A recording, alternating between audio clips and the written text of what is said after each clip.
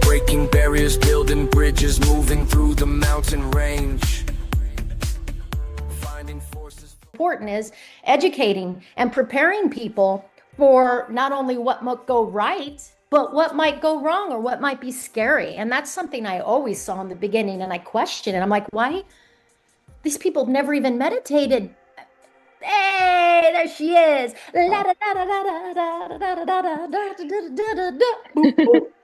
So yeah, so I feel like as it's becoming and is more mainstream, and still so many people don't know, just like your mom's saying, I don't want to puke. I mean, I work for like millionaires, okay, and I cook for them sometimes, and I'm cooking dinner the other night, and they're at the table, and I'm listening, and the grandma's like, oh, my friend has this, and my friend's sick, and da da da. And he goes, what does your friend have? And she goes, oh, he has PTSD. And I'm like a fly. I'm always listening. It's very fun to be a fly. It's one of my power animals. A fly. Oh, I want to be a bear. Okay.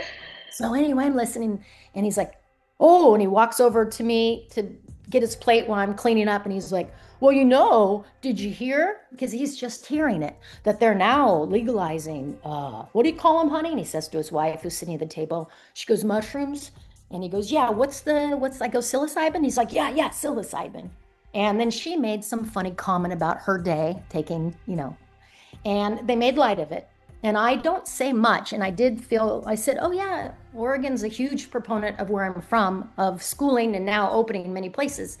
And there's no true desire to experience it, but they're hearing it because they're in a bubble, right? And that's what I'm seeing a lot of is this. This is what's helped me grow into being an elder versus an older thus far. Everybody gets a turn.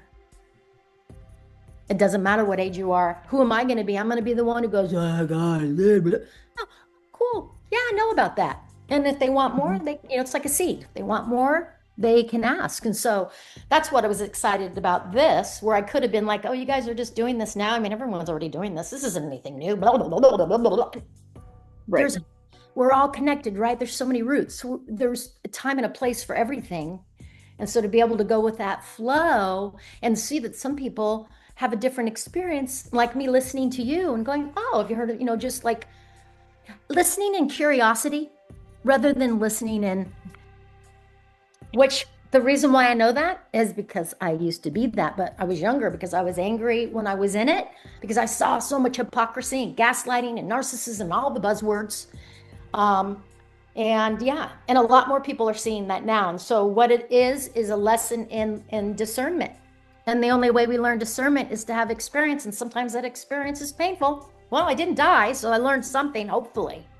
Right. So I wanted to bring something up right quick that came to mind listening to you all having your conversation is, prescription and, having that remote capability for check-ins.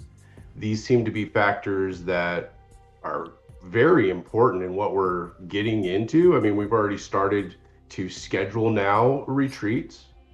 And in that process, I'm looking at it and I'm not seeing that so far.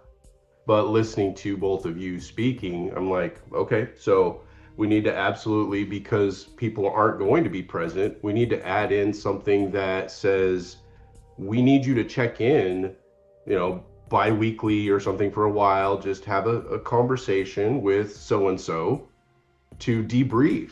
We need to have these moments to integrate what the experience has done for you and to allow you to bounce that off of somebody, not just internalize it and feel like, oh my God, I'm just going through this, and I'm just seeing that as an important thing in the process that I haven't heard yet.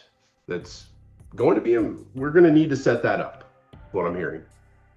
Yeah, I think that's a great idea. Like Gina said, you mentioned super briefly, you said some of these people have never even meditated. And that's a big thing that I'm going to hit on my course is like how to prep yourself. But I think even if people don't want to take a big course, to have like a group meditation or a group check-in before and especially after. Most people do really well with having a container set up for them. Most people do better with community because we're not used to that again in this like Western world. We've avoided it, and we've, you know, fractured it even further in the last 6 years than we ever have. A lot of people have never meditated. And the other thing I wanted to hit on too, you said about, you know, people going for a weekend and doing ayahuasca. I read a really interesting article that was about all of these people from, you know, who live in New York City, who live this fast-paced lifestyle, and they go down and they do the ayahuasca in like 3 days, and then they immediately go back to work with no integration. And for their nervous systems, that's like what they're used to and kind of what they crave to some degree. They're seeking this like huge, really intense dopamine hit because their entire life is filled with this intensity.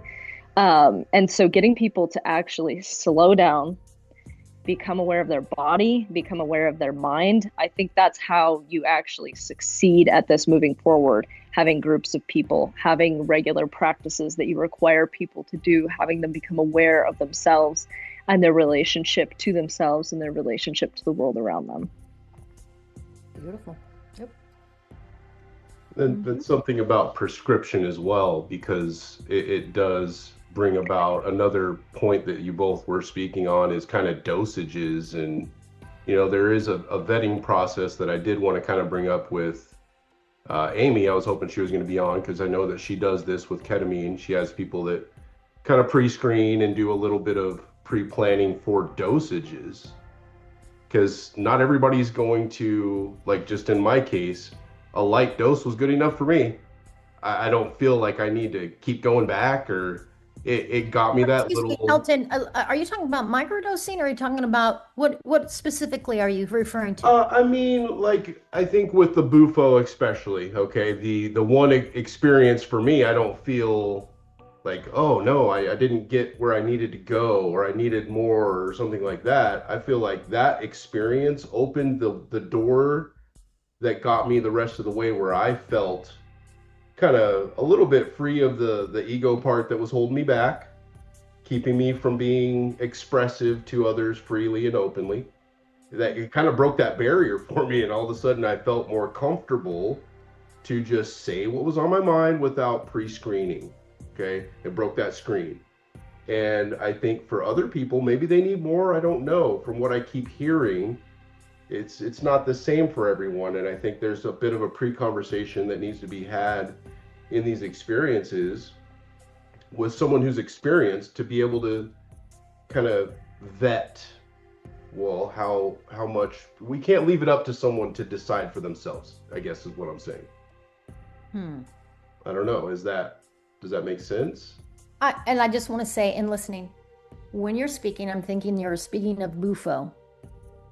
Yeah, I am primarily. I have a lot with all the rest of it. Bufo, I've done once, so I can't speak to not knowing really anything because I was just a participant. And so I don't even, when you're talking about that, I'm like, okay, I don't remember there being a discussion and all of that and the way it was done and his excitement. This is my concern. It's kind of like the premise of what Bufo University is going to be about is Bufo.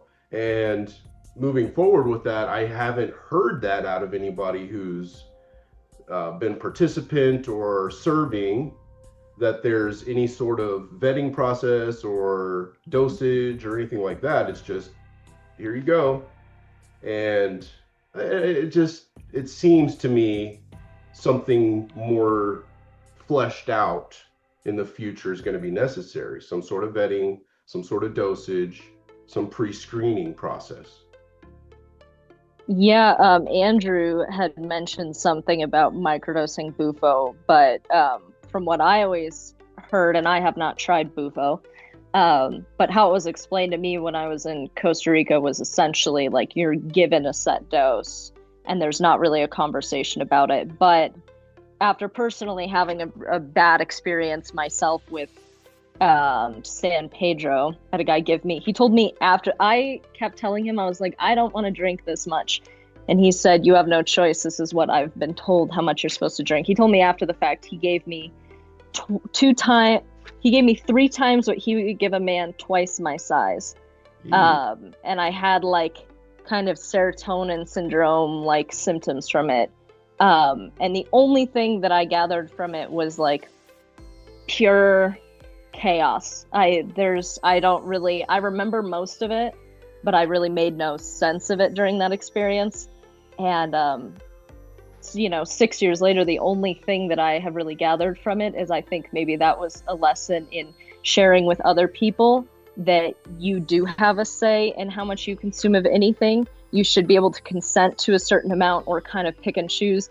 Maybe not with every single medicine. I think some you have to go the whole way. But I was even reading a book it's from 1984, and they were talking about iboga, and they were talking about how people have microdose iboga for centuries to thousands of years. They've done small doses, and it almost functions very similarly to cocaine, and it will keep you awake and change your acuity as far as hunting. But we think of iboga as like going in deep, like real deep, right? So there's lots of different ways to do it, but I do advocate for people in most cases being able to conversate, pick and choose, decide what's right for them, because I really wish that someone had let me have more say in my experience with San Pedro. I don't really think that I needed to have that level of chaos, except maybe, like I said, to share the message with others that you should have more control over how much you're experimenting with. But that's my 2 cents on that. Yeah, from what I had experienced, I definitely liked doing a small dose first. Toes in the water, how does it feel? As I say, dip your toe. And then, okay, now I have a sense of what I'm getting into. Let's go. And that was good. It made me comfortable. It was good for me. And I'm just trying to, not being really in the serving part, feel out what's going to work in the future, practically. I want to leave it to the servers and everybody who's more experienced and educated, obviously, but from someone who does have a perspective, I see it that way, that, yeah. Well, and maybe there's a space in the beginning where, you had no experience, right? Or very little experience. You dipped your toe, and now you feel comfortable putting your consciousness, your trust, your life kind of in someone else's hands, right? Yeah. You're like, I did the toe dip. I feel comfortable now. It's not that scary. I mean, it's kind of like skydiving or anything else. There's no dipping your toe for skydiving. And some people want to go skydiving, and other people do want to dip their toe, and they want to see what it's about. Some people in the Western world have a lot of anxiety. They have a hard time with that surrender piece, right? Yes. Or with the trusting that this is the right thing for them. And this is something that, again, in traditional cultures hasn't really been that much of a thing. I mean, you're raised in a world that's more, I don't know, maybe realistic about life and death.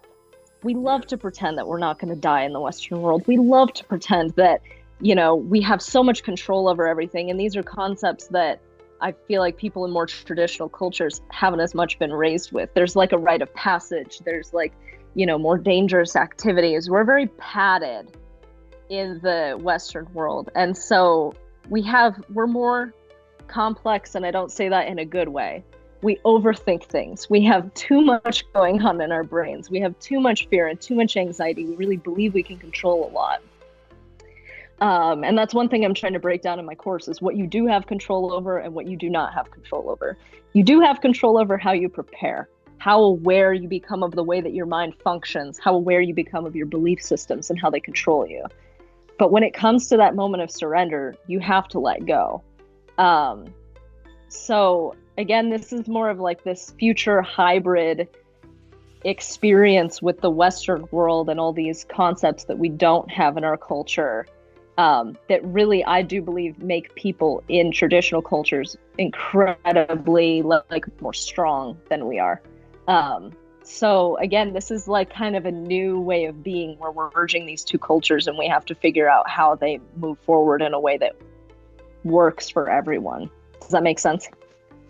It does, but hearing, me bring up this point to both of you, it kind of brought to mind to me that my perspective was Bufo was going to be the central part of these retreats, and all of a sudden I just realized, wait a minute, no, there's other things going on, obviously, right?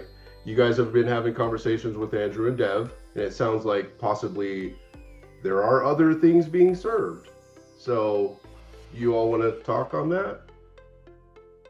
Yeah, so as I'm building my course, I mean, I'm affiliated with Bufo University, but I am doing my own thing, and I want to give people like a full psychedelic education course. So I'm in the midst right now of splitting it up because they were like, we think it's too much for one course, which is fair and fine. It's easy for me to take the thing I know a lot about and be like, yeah, all of this, but I have to figure out how to like kind of break it down for people. So I've broken it into two sections. I've broken it into the first part is psychedelics that you could use in the Western world. These are things you'd either find at a friend's house, you could get access to through a therapist. And obviously, I'm not going to recommend that anybody takes these at a friend's house or otherwise. But these are all things we've come across in the party scene. Mushrooms, MDMA, ketamine, things like that. LSD. And so breaking that down and getting people comfortable with these ones that are more known in the Western culture, I would say less hard-hitting, and specifically like MDMA, relatively safe one if you have a lot of fear over letting go of that control piece, because that one is it's generally a positive experience for people. Not a lot of people have anxiety or otherwise. So it's a okay place to start, depending on what you want, your past mental health history, things that you've been on SSRIs otherwise. And then the second part is going to be more retreat-based entheogens. So things that you would typically travel to do, or you could find someone in the United States for it, but it's more likely that you're going to find someone outside of the country. So that would be, like Iboga, ayahuasca, bufo, trying to think what else. But yeah, I think it makes sense to break it down like that. And I want to give people, here's pretty much everything that you could experience psychedelic-wise. Here are complementary plants that go with it. So Sananga, I would love to learn a little bit more about Mapacho, Rape. I mean, even teaching people a little bit about sage and other things that you might find if you're not too well versed with this stuff. Here are complementary plants and things you're going to find. Also teaching people about MAOIs and why a dieta is so important, so that people can, take it seriously. But I basically want to let people know what all of their options are.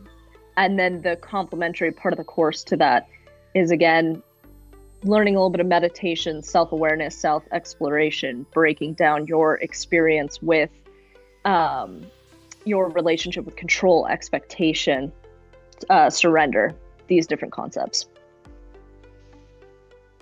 Did that bring things to mind that you want to add in, Gina? Well, thank you both. And Josie, thank you for sharing. I was taking notes. I wanted to go back to your experience with the facilitator that you questioned about your San Pedro. And they said, this is what I was told to dose you. Is that what you said? And yeah, that's what he told me. And then you did choose to go ahead and do it. And then you had a negative experience, correct? Yeah, he didn't really give me a lot of choice. Like, he was like, you have to drink this amount. And it was like a full tall mason jar.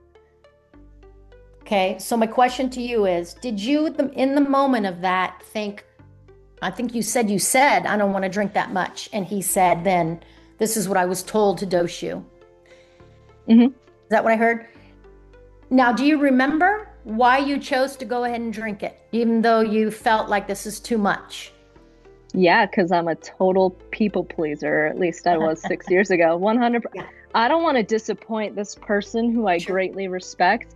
I don't want to come across as for lack of a better word, a pussy, I don't want to, I've learned so much more about respecting myself, my own boundaries, listening to myself. And I kept telling myself, I was like, I'm just being a wimp. I'm just afraid because I don't know what this is.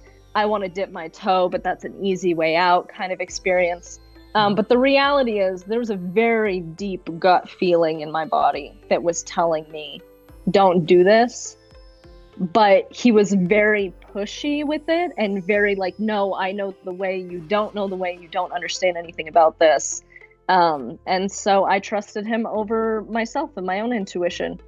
That was probably one of the last times I've done that because it's like this never goes well for me when I have that specific feeling. There's a difference between feeling apprehensive, feeling fearful, and truly feeling in your body that something is wrong. Yes, and I've had many of those experiences myself. So this is what's important to me in pre-educating, pre-integration, is talking about discernment. And just what you did to me, that is something that takes a lot of practice. And if somebody is in a desperate state or in lack and they feel like they got to do this, it's easy to give your power over to somebody who claims to know. And again, we only learn that from experience. And what I would love to do is to go into that in my conversations with people about that, because to me, it can happen before you go and take the medicine, because I've seen so much. Oh God. And that discernment is key. I don't know if it's possible to teach discernment without experiencing it because of what you shared. Well, I'm a people pleaser and I have all this stuff, and well, they seem to know what they're talking about. And that just might be, that can be in different contexts in life. It depends where the person's coming from, and giving your power over to people and yada, yada, yada, yada. It goes on and on and on. But so as far as preventing it, my experience has been people throwing a shit ton of money at me and me giving them a recipe, and then they don't do it at all. They never do it. So again, I'm not responsible, took time to learn that, for you to implement or whatever. All I can do is give you the education. So, and you've been informed. So what you do with that now.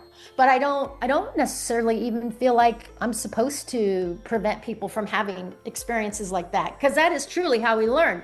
But just touching on it, that, be aware that when someone says, this is what I'm told, then the question is, well, who told you, right? But we don't ask that when we paid a lot of money and we're maybe in a desperate state, or we're for healing. And, because of so many years of experience this in so many different contexts, not just plant medicines and the like, is part of, like, everyone gets a turn. So What is an educator? What is an educator? What is a teacher? I'll give you information so that you have some kind of foundation, and then you can build what you want.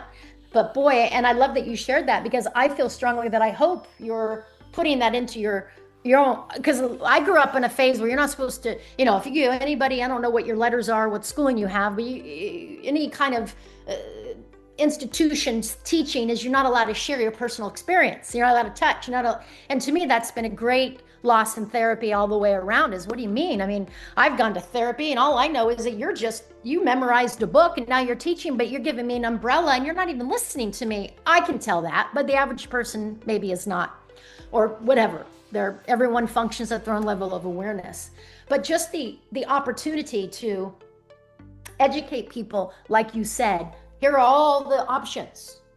Microdosing can be wonderful. You touched on, Elton, that a little was good for me. I've had experiences where I've taken a little and I flew my brain, like all I took was, all I had was this. I just did a bendy. Because we don't have control over that. And I think that's important in educating people about any kind of plants and I have a lot of experience with Iboga as well, is that the microdosing was a big thing with Iboga, even when I did the big drop. And I was actually more interested in that because have you done it, Iboga? I haven't. Yeah, it's interesting. Yeah. That's a whole other experience for me. But just the idea of a couple of things you touched on. Community. Mm-hmm. I love a community pre-integration. What we started doing, I have lots of friends who are Mexican and from other countries, and white, who have studied and are not, that still are very active. A lot of people, very active, beautiful, talented, safe, wise, serving. And a lot of people that I'm connected with, a woman in Mexico. God, I wonder if Luna would be interested in this. I didn't even think about Luna. Oh, see? That's why conversations are important. I didn't think about Luna. Right. Luna and her husband. Okay, so the community, I love it, because I too had a really beautiful San Pedro experience that was with an ayahuasca 5-day retreat on top of a mountain many years ago. Beautiful. We're hiking and we swim naked. Oh my God, it was so beautiful. And then I went to the jungle. And the woman that was facilitating, I had just similar experience. We all took our San Pedro, and then she checked in later. She comes in, how you feeling? She goes, you need more. I don't know if I want more. Right. But what did I do? Same thing you did. I took more. It was awful. It was awful. Oh my God, it was so awful. Absolutely horrendous. Next day, I said to her, I'm just curious why you insisted that I take more. She goes, well, you said okay. And I go, oh my God, I was so fucking high. Did you not notice how absolutely out of my fucking mind I was? I didn't even have the, of course I took more. I don't know, I was too fucked up already. And we kind of got into it. There was a lot more that happened. But we kind of come to a place of conversation of, I guess I felt like you being the experienced one that maybe read the room a little bit. But again, what am I learning? I cannot blame other people. And no matter if I'm high or not, I've got to take responsibility for my choices and go, okay, and not waste my time in court and blame and what. But I did all that already. That's how I learned that that's not serving me or other people, to blame other people because you told me. I had a healer one time tell me, they want to take on the back of your neck, they want me to remove something so that you can experience freedom. This had nothing to do with medicine. This is the woo-woo stuff. I'm like, okay, cool. She gets behind me. She goes, oh, they told me you're not ready to be free. You know what I hear? Oh, you want me to come back and pay some more, don't you? So till I'm ready to be free. So it just goes on and on and on, like waves in water. And all we can do is go, hey, here's a way to grab a life jacket. Call me if you want some assistance, right? So that's what I'm excited about. It's just giving sharing personal experience is important to know that, look, and I'm not just teaching you this because I went to school and I learned. I've had the experience and I'd love to help you have an experience, maybe some of the chaos and awful things that have happened to me, maybe not happen to you. And I think part of it is that are people willing, before they sit with any medicine, to do a practice how to just be still. And you can call that meditation wherever you want. Yeah. Just educate them that, when you're seeing what you think are monsters and scary, like those are plants. They're in you, they're operating on you. They're plants. That's what you're seeing to help relieve. I wish that wasn't told to me. I'm like, what the fuck? There's dragons and claws, and it was for a long time. Until it was like, oh, they're plants. Now, if I go into it with, you might experience plants wrapping around you and going inside of you because they're, if you want to use the word, healing you or operating on you, which is how the traditional representation would be, is that you're going into surgery. Yeah. And to, like you mentioned, surrender. And boy, surrender is a hard thing to teach to do. I mean, it is. So it's exciting to, I think, sharing our personal experience, strength, and hope, more than me trying to tell people how they should be. I don't know how you should be. Here's been my experiences, and maybe you need to have a scary experience, and that's okay too. But make sure, as you said, Elton, that we have the group follow-up, not just right after, 10 days after, a month after. I mean, every month, check in, 6 months, a year from now, because I started the path on medicine only. I have a lot more before that in 2017. I just turned 60 years old. I am just now integrating some really intense experiences that I'm like, oh, I remember that ceremony. So integration's forever. And in closing, I want to say this. Some of these big box, huge celebrity attracting places like Rhythmia. Are you familiar with Rhythmia, Josie? Yeah. Okay? Mm-hmm. Called me the other day. They texted me. Hey, Gina, I know way too much. That actually started with Iboga. I know way too much about the community. And when I say way too much, it's because it would take me forever to give you the whole story. So they text me, hey, it's so-and-so from Rhythmia. This is my salesperson voice. And, we got some really good deals going for retreats here.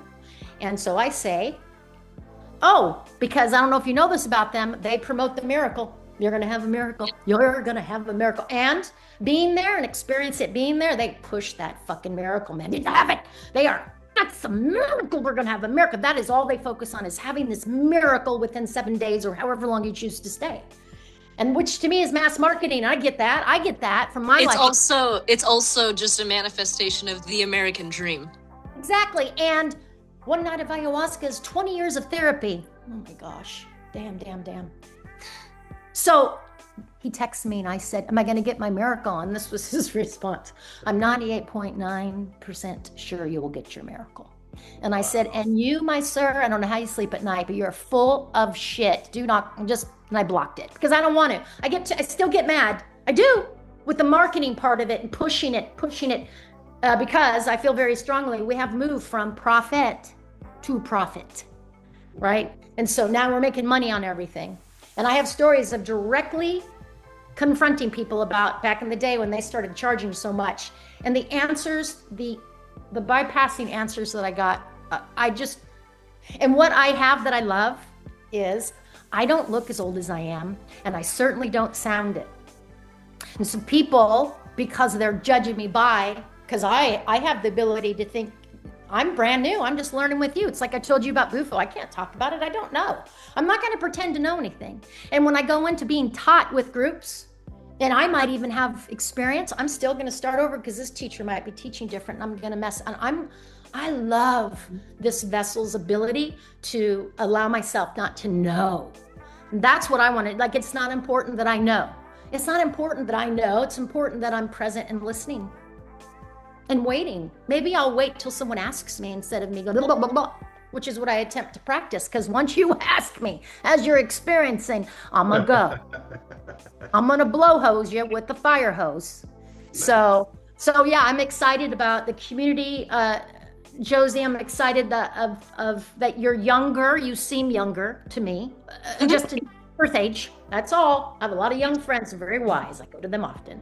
And having this passion to educate, and sharing your experience, because I've had visions in the past of what was becoming. And I want to tell you that almost every single vision that I had that other people thought I was crazy has come to fruition. So I'm now stepping back and going, maybe there's a reason. What if what I'm experiencing ahead of the curve of people is simply what's coming, not to claim I'm a psychic, not to claim I know, not to sell it, just to sit back and watch the fucking show and stay out of it and look at it and turn it back into me and have the experience I'm having at age 60 now, after major life experience, going back to the beginning where I started with Buddhism at age 17. And my 88-year-old mom and I, are you fucking kidding me? We're like, there's miracles. There's this beauty happening between me and my mom, where I'm now meeting this little gypsy in me that we call the inner child, that I've been to many facilitators and so many things, and they're trying to help me find it. And you got to find her, and you got to sit in the figure 8, and I'm a light worker, and I blah, blah. Oh, you're afraid to heal. You're not ready. I go, I'm not finding my inner kid. I don't remember anything. Oh, that's because and now me walking away and stepping back from all of it, not having ritual or practice, and just going, okay, let's take in all this experience and let's be a tree. Talk about surrender. Guess what? I just have experience with things. I don't know shit. It's the great mystery. This is a fucking mystery. Anyone who says that they didn't know, and this is why we're here, is full of shit. They're just choosing to believe something. It's about belief. Belief is it. That's where the power is. That's all. You believe it, it's real for you. Doesn't mean that that's the way it is. So teaching discernment, I'm very passionate about. But again, it may not fall in for 20 years, but that's okay. 20 years ago, I remember sitting with this person or these people and talking about this. That's all. And we go on and we go on and we go on. And in closing, because I said I was going to close before, the only people I feel that experience true death are the living, because we don't know what happens when we die. So you know how they have near-death experiences, and people share these beautiful messages, and they come back and write a book and make a ton of money. My thing is, but you're not dead. Because I've died in an ayahuasca ceremony. It's the pineal gland that you can get many different ways. It's a type of death because of the breath and the oxygen. That's all that happened to you. You didn't die. Because if you truly died, right? It's in front of us. You would not fucking be physically here. So guess what? No, I don't know. Right. It's this great mystery, which is very Native American. It's all about the great mystery. Stop trying to figure it out. I don't know. I'm just here, and let's be here together. And God, wouldn't it be cool if we could sell a certification or a ceremony to sit together and do fucking nothing, no one would pay. Because, oh my God, like you said, Josie, we got to do something. And you know what I'm experiencing? Oh, you know what's really challenging? To do fucking nothing. And listen to this and let this just record. You keep recording, baby. I love you. You know what? You're playing back the tape. But here's the thing. I got a pair of scissors. I'm going to cut that loop. I'm going to cut that tropism. And I'm going to do it with nothing. The air, you asked about control. This is my thing. What's in control? Well, are you breathing or are you being breathed? And people say, I'm breathing. Okay, tell me what happens when you're sleeping. Who's breathing you? So that's where the control is. If I died, the first thing, if I awake from a death or near death, I'm looking for air. My body wants to live. My brain, oh, this is so hard. Yeah, but the body is telling me it's time to go pee. I spent 5 years driving an NEMT and people go to dialysis 3 days a week. It's their whole fucking life. There's enough people with failing kidneys that they have a chain of 2 different very well-known dialysis centers. And these people go to dialysis 10 hours a day, 3 days a week. When you have to go pee, you get the fuck up and you go pee. And if you're in ceremony and they're trying to walk you to the bathroom, my friend shit in a puke bucket one time because there was a guy on the toilet. She had to shit now. So they told us we're not supposed to touch anybody or do anything. Well, guess that? Me and my sister, who were sitting with another sister, you know, we're all in ceremony together. She's got a shit. He won't get out of the bathroom. So we propped her up on the bucket and held her up. And the facilitator shines a flashlight and she's like, oh, fuck. Right? Like I told you guys not to. Yeah. Well, she would have shit all over the floor if you're okay with that. And that goes to, nobody knows what I need. You're providing something for me. So you better make sure that you're with somebody reputable and safe. Do your investigation. Be willing to wait. Be willing to wait and be prepared for it. That's all. I'm sorry. I'll stop. I get excited. That was incredible. I'm so grateful to have met you and be connected. I resonate with every single thing that you said so hard. I honestly haven't shared with a lot of people in the community about kind of being, I guess you could say, overdosed, you know, mescaline, obviously. I don't think it's a phenethylamine. I don't know. It might be able to kill you in certain doses. I haven't done that section of the course yet, but to me, it felt like an overdose. And one thing that did happen was I paid the guy to be the person who walks me to the bathroom. And at some point in the night, he decided to take LSD and be so high that he couldn't take care of me. And I pissed all over myself. I could not physically get up. And then I also like laid back and like somehow I was so high I didn't even know. I smashed all these bananas that I had bought at a fruit stand, got them all over myself. Like all like baby food level, like covered. And then I'm in the jungle covered in sweet fruit, which makes bugs be like, oh, she's delicious. And then my younger brother who was with me, I'm so glad that I was like sober enough to see, he was puking in like it was almost like a kind of more flat Tupperware. So it wasn't like a deep bucket, but he was puking in it and he passed out face first in it. And I was the person who caught him aspirating in his own vomit. And so when I look back on this experience, like, you know, I definitely don't have as much experience as you do, but everything about that to me was wrong. And if someone fights me and tells me, well, you know, that person, that facilitator who he said he was, you know, communicating with the guides and he's done this so many times and he knows, which is kind of what everybody in the community in Costa Rica was telling me. Like, this guy's the guy. Like, he knows the way to do this. He knows what's right. He's been doing this for, 25 years or whatever. I'm like, I'm sorry, but what happened to me was negligent. It was dangerous. It was not right. It did not feel right in my body. But you're right. I bought the plane ticket. I had already paid for the experience, and you're sitting there and you're like, am I going to ruin my own time? Am I going to be the person who stands in the way of my own healing? Am I just being, afraid or, a pussy? Am I being a pussy? Am I too afraid to have this experience? Am I blocking myself from my own healing in the way that all the facilitators tell me I'm the one standing in my way of my own healing? Or am I actually picking up on something that's very tangibly real and is scary? Oh my gosh, buddy. He's playing with my journal. Sorry, I just Oh, you just did kitty and you didn't say no. You got the dog and Elton's picture, and you got the kitty, both black and white. Did you guys know that? Your cat and dog have the same markings. Right? That's funny. But, anyway, he was digging through my journal. I'm like, that's private, bud. Tell all your secrets. Yeah, right. But this conversation is so helpful for me because I'm reaching a lot of the same conclusions as you. Yesterday, you know, I'm building this course and I'm trying to have it figured out for people to help people figure out their own stuff. And I had the thought yesterday, I was like, every single person who thinks they have this place figured out, which boy, every time you go on a retreat, you meet at least one person who knows this place, has it figured out, has done enough journeying, has learned, they know more, they know everything. They've been shown it all. I've been told, you know, someone on Iboga, I know how every single thing in this place works because I've been shown how it works. I truly do not believe that you are allowed to know how this place works when you're here. Like you said, the death piece. If you truly know it and you learn what's beyond that waiting room that you go to when you do have an NDE, or you do actually maybe clinically die, I don't think you can come back. And I had a weird experience a long time ago on acid, in which I like died and got put on trial.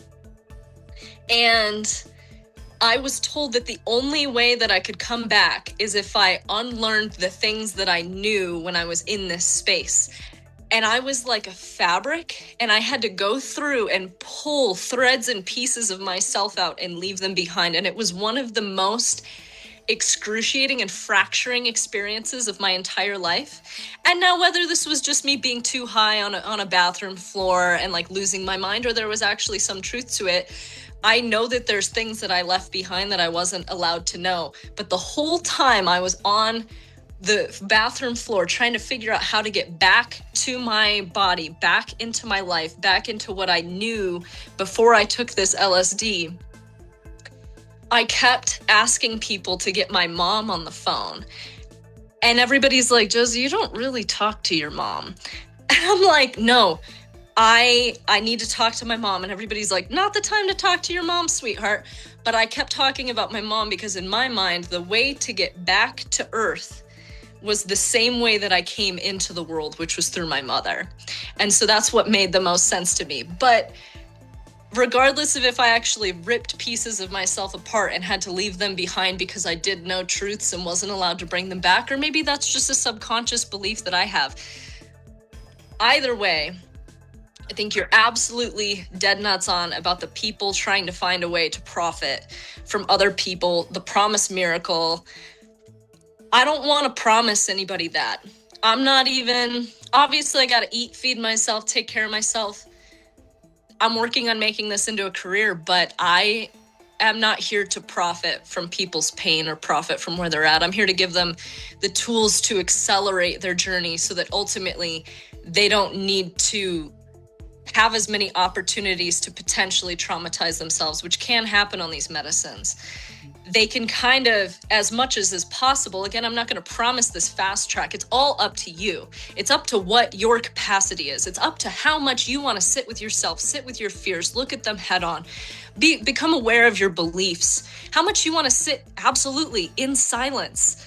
I've done 10-day silent meditation retreats. Almost everybody I talk to about that stuff says, oh Lord, I could never. And I'm like, so you'd rather go take a bunch of hallucinogenics in a place you've never been to before where people could, potentially assault you, put you in a bad situation. You could traumatize yourself with your own brain. You could make yourself have a horrible time. You'd rather do that than just sit and breathe, not be breathed, for 10 days? Do you hate yourself that much that you can't sit with yourself for 10 days? Like, you're what scares you. People want to think that hallucinogenics scare you, but hallucinogenics in some sense are a mirror. So if you're afraid of them, what are you afraid of in yourself? What are you not looking at? What are you terrified to take? But yeah, it's crazy to me that I know people who would rather go sit with ayahuasca for 3 days than spend and be vomiting and be out of their mind. And yeah, again, put yourself in a potentially dangerous situation where if you also don't follow the dieta, you're potentially looking at serotonin syndrome or otherwise. Or like some of my friends who go and pay all the money and then they don't have the experience because they're not ready for it. They're not open to that. They have, in a sense, kind of maybe blocked themselves and they can't figure it out, right? I have a friend, he doesn't look at any of his patterns, absolutely refuses to, and then he goes and does ayahuasca and he can't feel anything. He feels nothing for 3 days. And he's like, I don't understand it. But again, you know, looking at these people who can't sit with themselves but want to go sit with medicine, medicine is you are sitting with yourself through a surgery. I love that you said, you know, the medicine's a mirror, and then my immediate feeling was the true mirror is silence. And that is what, even silence during the ceremony, when they stop singing Ikaros, you know, when it's silent, so silent. And, you know, it's like you can hear the fucking mosquito in your ear. That's silence. I had a similar experience. I've had similar experiences as you, and this is one thing I want to touch on that I think might have something to do with how this is all moving forward, okay? Is if you go on people's websites, especially the big boxers and small ones, almost every website has testimonials of people talking about their experience, often when they're still in the jungle in paradise. And guess what? They're all positive. Oh, the facilitator. Oh, okay. Now, let me try to shorten this. When I did Iboga, sometimes I just really wonder. Obviously, I can handle it to have these experiences, but my guy told, I tried to teach my facilitators not to fall asleep. He fell asleep. He screamed at me during the experience saying I was fucking around. Then he said I'd never had anybody. I mean, it was just this, and then the next day they're like, you said this, and you said you went into a tree, and I go, yeah, I grew up in improv theater, and I can repeat everything I said. I was not high on your, you didn't get, they were shoving, they kept shoving more in me. I'm like, and then they're helping me to the bathroom. I'm like, I can walk, they're just treating everyone under the umbrella. And a lot of facilitators are afraid because they were taught and they were ordained and bloody-blah. But testimonials. So I go with my sister, who's opposite of me. They call us fire and ice. Oh, a flower. And she's so sweet. So she does her testimonial, and then I do my testimonial. Which testimonial do you think he used on his website? Yeah, 100%. Okay, so I talked to another woman who goes way back into all behind the scenes as well with Iboga and the community, which is much smaller than ayahuasca. And I went and I watched, me and my sister both, I watched testimonial and days I could not find anybody who had my experience. And I'm like, this is just, of course because you're still high and you're in the jungle and you're on vacation. Come on. No right. Negative. No fucking negative. And I don't mean bad mouthing. I mean having a scary experience. They don't post those because you want to sell the miracle, the good stuff. And here's my deep feeling. I found one woman out of hundreds, a weekend of watching, one woman who had my experience. Reached out to her, and she was in touch with the same woman I was with about what had happened. One out of thousands. I feel strongly that this sharing of our experiences needs to be testimonials that are people who have had these experiences. And yes, still I've had positive experiences, but let me share with you what's not being shared on testimonials is the truth of the negative of it. Because what I've seen from when I started, which everyone was looking at me like, well, not my community, but the facilitators didn't like me asking questions. And now I don't know what your algorithm is, but my God, it's just so many people talking about, you do nothing with your body for 10 years and then you expect to go to an ayahuasca ceremony and be healed. It's just like the expectations are unrealistic. So I feel strongly about having testimonials that aren't necessarily positive about the place because they're not trying to get you to pay to come. They're sharing with you because they really care that, yes, you might have some scary experiences. Just know that and make sure you feel safe. And one more thing, one-on-one. I always was trying, can I just sit? I just want to sit with you. No, you gotta be in the group. You gotta be in the community. Yeah, but I think it would be better for me if I sit alone first and then the community. This is what I did with my training classes. You know, I saw a broken model of group classes, so I stopped giving them and I did individuals. And then I brought those people together as they had more experience. It's a model of let's do a little one-on-one first. Okay, now we're going to bring you in with someone else. Okay, now you're feeling comfortable. Okay, then now we'll do the big group. And so these things aren't mainstream. Why? Right. Because they don't make money. Right. And so if we really want to change the course and really be Bufo and Friends University, then to be able to step out of that fear of not making enough profit, who is going to be willing to get on the cross? Because people, am I willing to get on the cross? And I offered during one of our many conversations, that's how we came up with, we were talking about, it seems like it's just Bufo, but it seems like you want it. So then we talked about Bufo and Friends versus, because there's many things, it's under the umbrella of the Toad. Right. And how willing are we? And I offered, and I said, look I don't want to be a facilitator or an educator to get paid.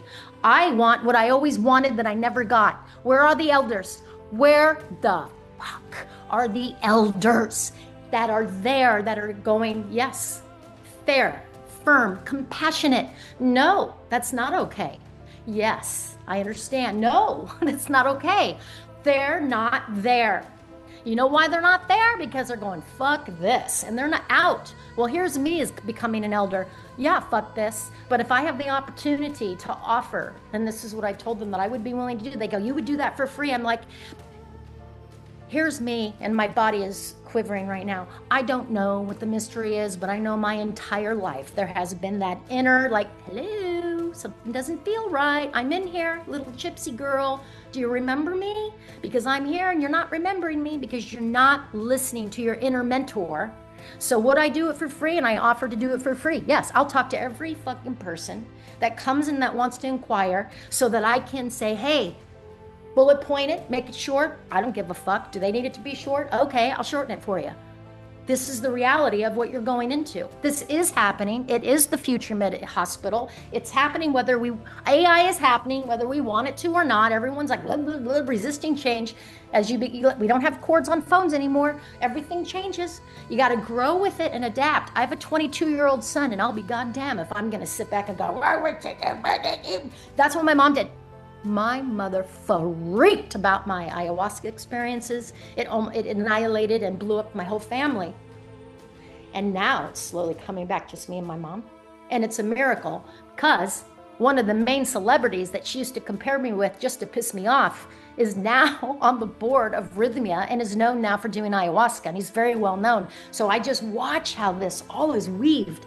And the more I've learned to step back and watch, when it's time for me to speak, I'll be asked to speak, but until I'm asked, I'm just watching because I'm the character in your movie and I get to just choose whether I want to be there or not. And if I'm there because I don't have money or I'm in scarcity or lack, then I'm going to have an experience.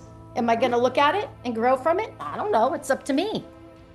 You both brought up some points that I think, like you were saying, clarify some direction, some ideas of moving forward and functionally in process. And I wanted to start with saying, I am new to the whole healing in groups. I've been an isolated island in my experiences, and I found on my own journey shadow work. I delved and played in the dark, and I come into this, everybody's talking about light and light work and everything's happy and haha and joy, and I'm like, but you got to deal with the mud and the guts and all that, the non-glorious shit. That's how you heal. That's where you really get the work done, and then you can be happy. But it's a place where you're bringing around your dark side and your light side together in an integrated way, where you're not just fake happy. You're not doing things to be presenting yourself in I'm so good and great and everything's so happy. It's, I'm happy because I'm actually happy. I feel good because I want to, not because I'm trying to present myself so people feel like I'm happy. Or, people actually are getting a version that is authentic because I've dealt with the darker side. And I kind of see that as a way of helping people who have that, PTSD and that kind of stuff. They can't leave that shit behind. That's not real. It's part of them. It's how do you live with it moving forward? How do you carry that and be okay with it? The traumatic events, those things that will always be with you. You can't put it in the rear view. That's not real. You have to figure out how to carry it, because it's how do I deal with it, not how do I get past it. That's the reality, right? And that shadow work aspect. And that's kind of what I'm getting out of listening to what you were saying is, it sounds like a lot of these retreats and stuff are all trying to figure out how to get people to this God mode, and now I understand the light. And they're trying to avoid, you're going into a dark place.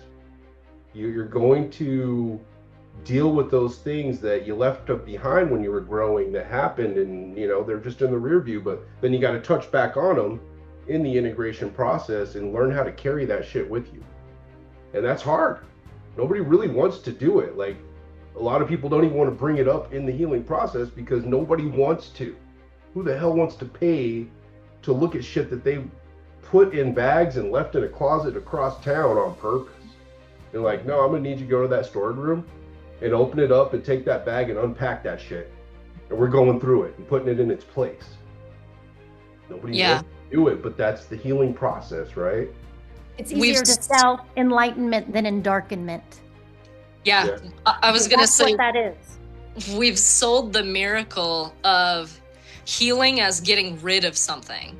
When the reality is, if you've been traumatized, your brain saw it, knows what that looks like. You can't unknow your experiences and your memories. You can't put them in a recycling bin or a trash can and take them out. They exist with you.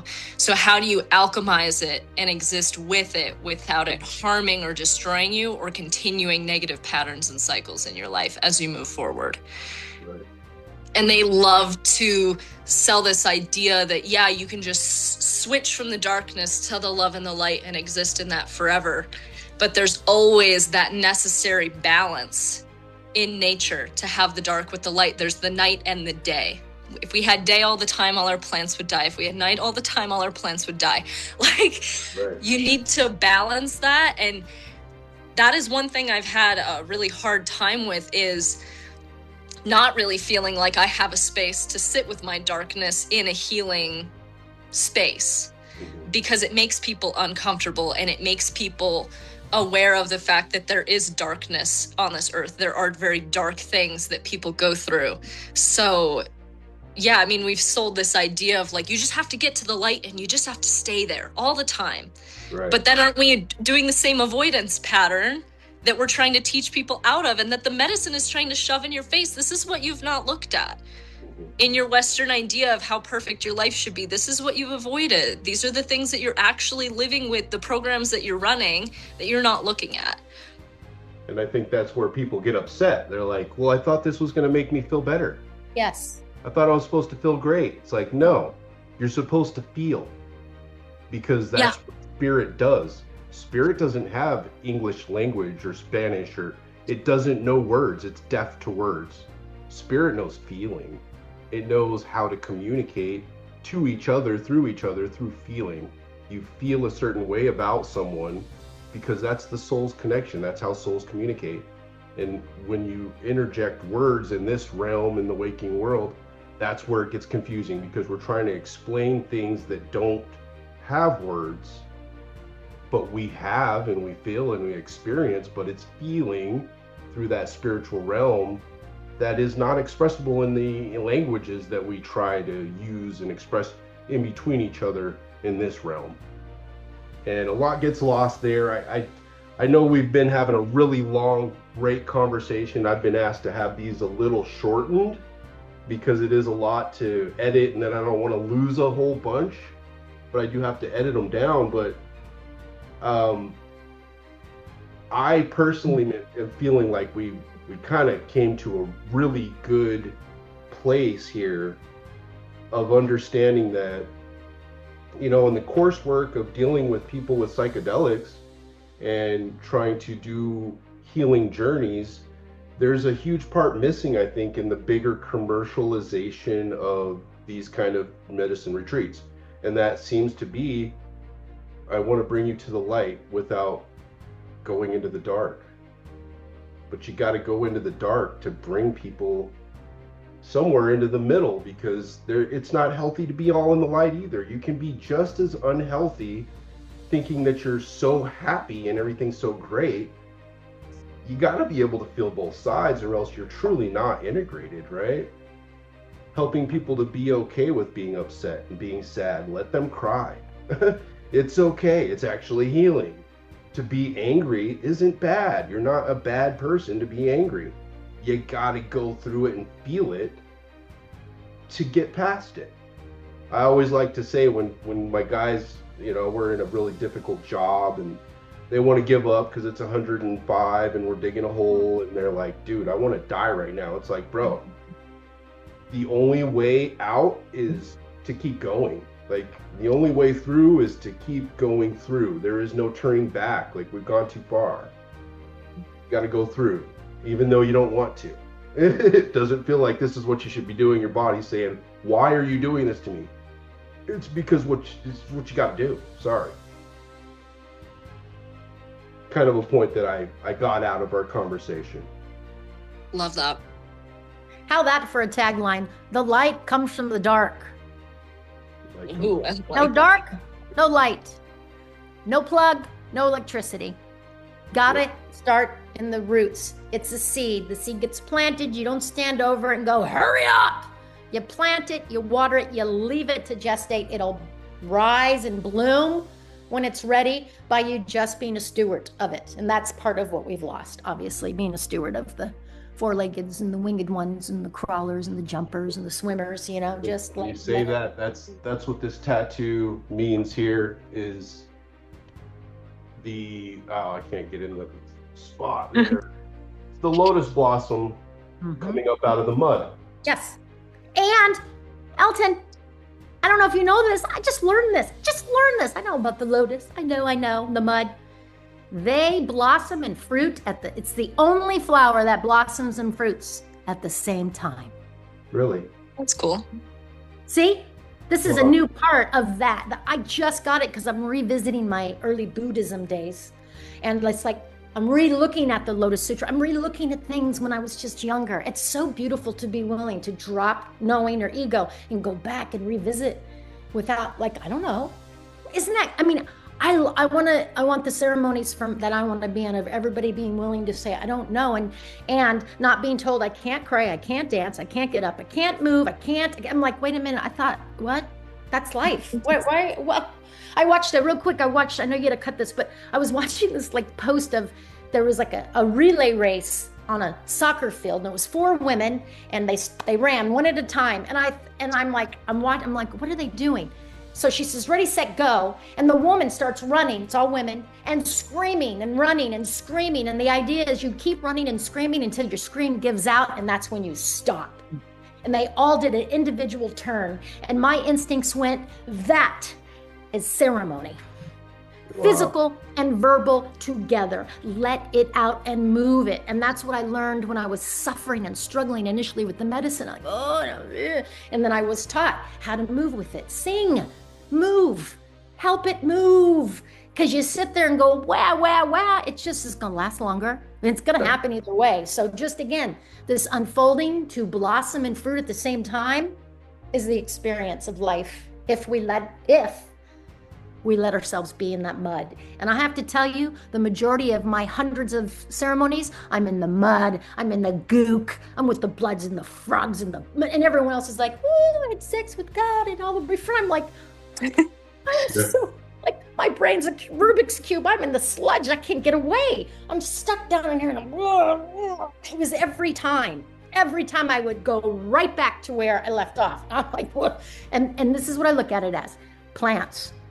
We don't skip the gestation period. So you can leave and you can walk away. And when you come back, we're going to pick up where we left off. That's been my experience. Yes. You don't get to have sex with God until you. Well, I don't even know if I want to have sex with God now, so there. Got to grow and fruit first, right? All the way. I love it. I love it. I wanted to ask you super quick, Gina, if you mind me including in my course that a good question for facilitators or a retreat, if you're doing some research, is to ask them if they can promise you a miracle. I love it. I think that's so helpful for people because I'm trying to make this course very realistic for people. And also, again, it's okay if you have a hard time. It's okay if you're in the shadow. It's okay if you're struggling, you know? They paint this like it's all going to be love and light.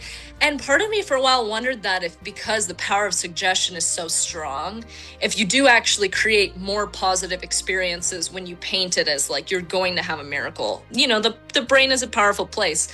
But the Better Business Bureau doesn't allow you to delete negative reviews of your product. But when we're talking about international retreats that are occurring, there's no governing body for that. So people are allowed to say whatever they want. They're allowed to put out whatever they want. But I think that's a really important thing for people to know is you cannot be promised the light. You cannot be promised a miracle. So I think that would be very helpful for talking about in my course. So I'm grateful for that tidbit as well as many others today. And I just want to say on that, because it sounds like from this that you want to help as much as you can to teach discernment, but having a list of questions to ask is something that many different, just having a list of questions they're not going to think of and then saying, okay, and then doing this, let's pretend I'm your miracle worker. Ask me these questions and let them see how it feels to ask it with somebody else, like rehearse for the real ask. And that is so, I've done it many times where I've had to teach people how to throw themselves on the ground and be silly so they can get their dog to come back rather than running after them and they're never going to come back. And they have to be willing to feel it first so that when it happens, they go, oh my God, I practiced this, I can do it. And I think having those mock rehearsals, like going live theater, what a beautiful way to have them be able to ask you and say, ask me that, how's that feel in your body? Because now they've asked it. Yep. I think too, if someone does not have the time, patience, or energy to sit with you through all of your questions before you make one of the biggest decisions of your life, imagine, again, like buying a house, buying a car, two other huge decisions in your life, at least in the Western world.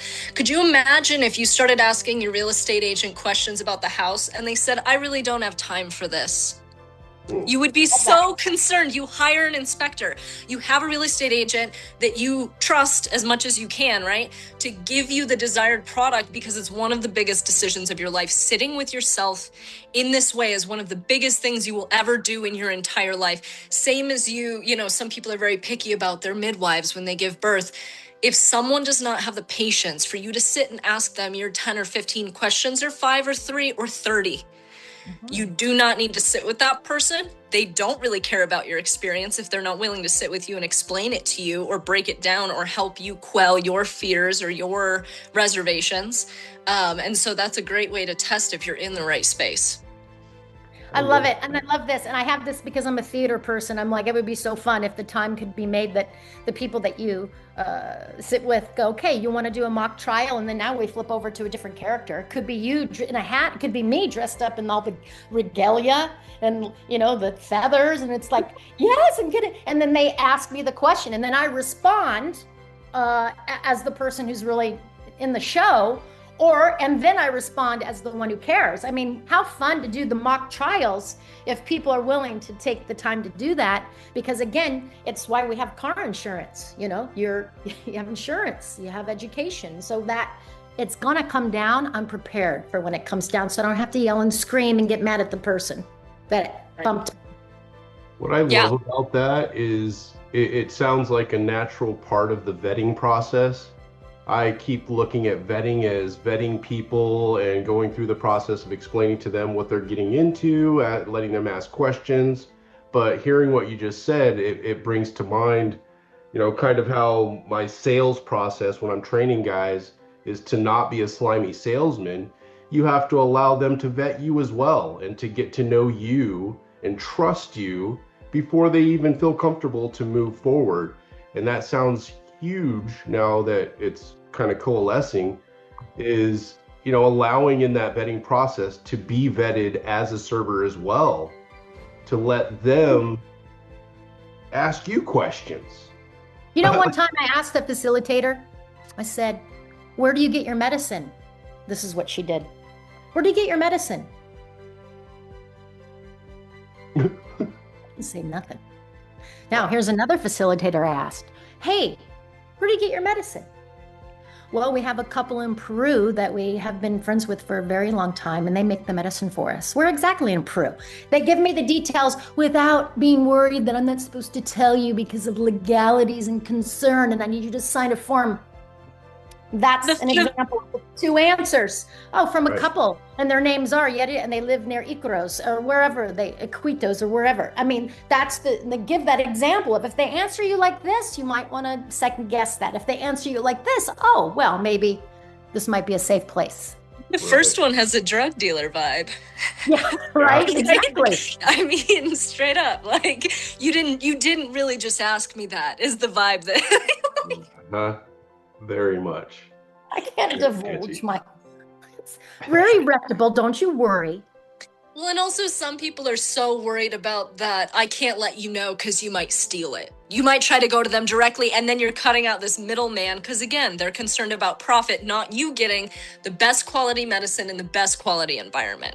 My friend has a Bufo retreat center in Tel Aviv, Mexico. I can't ever pronounce it. And he's the guy I sat with many years ago. I met his sister in the jungle and him. Anyway, long story short, he will not have anything to do with me. And I'm just like, well, you want to be a part of this? It would be really great. It's like, he won't. And this way back, he got mad at me because I gave his number to another facilitator who was well known, who wanted to collaborate with him. And he was so pissed. And it was that concern about getting in trouble for having the medicine. Bufo is not ayahuasca, but I digress as far as legalities. And he just, because he's building his retreat. He didn't want anybody to rain on his parade. Now, that's you could say that's in all businesses, but the truth is, we all get an idea in the shower. We all share the same idea. And some people take action and some don't. It's that simple. That's why there's 50,000 billion massage therapists. There's enough for everybody. Yeah. That's simple. Yeah. The market is not saturated, and I wish people could realize that we're all in collaboration, not what's the word for it? Competition. Thank you. Mm-hmm. Perfect. That's the world I'm living in. And that's one of the first things when I talked to Andrew, and I'm mixed up with all the names. Yeah, not Deb. Andrew. That was the first thing. We talked for 2 hours when I first talked to him, and he talked about a world of barter, which I've always seen when that's happening, where people are bartering versus pay me $600 for an hour. Well, that is going to limit anyone else from being able to have this experience. Oh, well, rich people deserve to have the medicine too. Okay. God, I love that answer. Yeah, everybody's going to find their way in eventually. And I think we're starting, like they have, like I said, a retreat set up right now. And I don't know if you all both got the email and itinerary and whatnot. No. What, for this? No, there's actually a retreat set up. Oh, no. That Andrew and Dev had set up. I didn't get it either. So I was talking with Baco, and he's like, oh, you didn't get the email? And I sent it out. No, I didn't get it, man. So I'm going to reach out to him today and see, hey, can you go ahead and send that again? Because nobody got it. Yeah, it might have gone to my spam, but... Yeah, it seems like he's trying to figure it all out too. So, because he said Gina doesn't have an email, and I'm like, well, I got this email. Yeah, I kind of threw him in because my bad. I was on vacation, and then my business is insane. So trying to get both, I just asked them finally, hey, can you start just getting things set up? Because I can't do both really. Oh, it's perfect. I think it's beautiful, and to be patient with the process, because if this is going to be something, slow and low. This is what people don't, you want your chicken to cook and stay moist and not burn it, cook it slow and cook it on low. Walk the fuck away from it and quit turning it. Yeah. And so anything that's slow like this process has been slow. I'm like, my God. That makes me feel better, because I'm trying to follow all my own deadlines, and I feel like I'm pushing myself, and I need conversations like this to figure out how, it's developing and it's a slow burn. And I'm like, I wanted to have this done by June 1st so bad. Here we are, May 30th. And I'm like, I have so much work left to do, but I know Andrew and Dev are patient. I also want to make something for people that is really quality and that's going to help and going to make it better and very worth the money. And again, like, I can't protect people from the decisions that they make, but provide them with a lot of information so they can make good choices. So I'm honestly, Gina, I'm so grateful to you. I love your perspective. I think we're on a very similar thread in very different places, both in our lives and experience level and all that. But I think you're incredibly wise and you have a lot of you have pieces figured out that I've also figured out, and I'm very grateful to connect and communicate with you. You know why, Josie? Because the children are our ancestors, and we need to be listening to every young person, not go, oh, well, they did. No.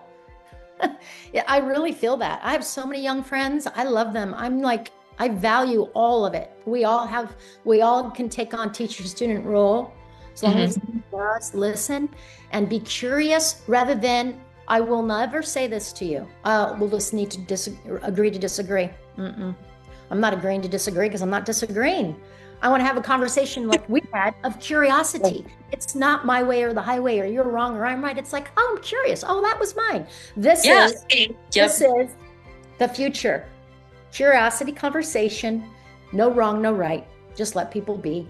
As long as you're not sticking needles in my eyes. But if you are, I can use the two legs that God gave me and walk in a different direction. I have that choice. Love it. Love it. Love it. Well, I think we've had a fantastic conversation. I'm going to enjoy getting this all edited up, and I'll have it up in a couple days here. It takes a while for Zoom to consolidate. Cool. Perfect. Thanks for your Thank you valuable so time, much, both of Elton. you. Thank you. Thank It's you, a great Alton. Thank you, Chris. conversation. A lot came out of it. Right on. Have a great day. You Bye-bye. Bye-bye.